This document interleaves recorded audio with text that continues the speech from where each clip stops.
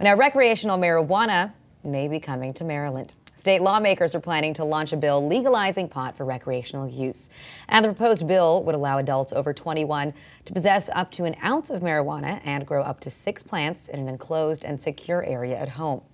But it could face a tough time becoming law. A recent poll had just a slim majority, 53% of Maryland residents supporting legalization.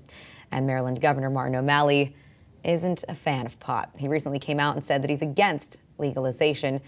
So, Ryan, what do you think the chances are here? I mean, 53% is a slim majority, but at the same time, it is a majority. So might we see Maryland becoming the next step, or the next state to take this step?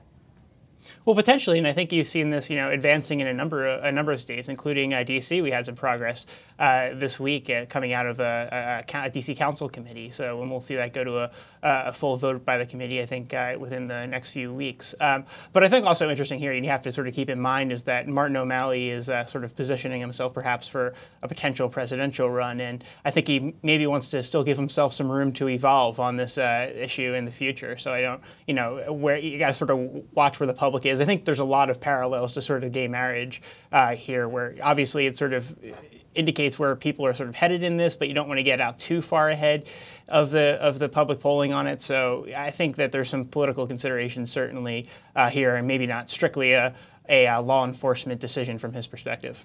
What about just the geographical influence here too? Maybe not so shocking to people that that states like Colorado or Washington would be the first to to lead the way in legalizing recreational marijuana use. But Maryland, what's going to happen to the East Coast if Maryland goes? Yeah, no.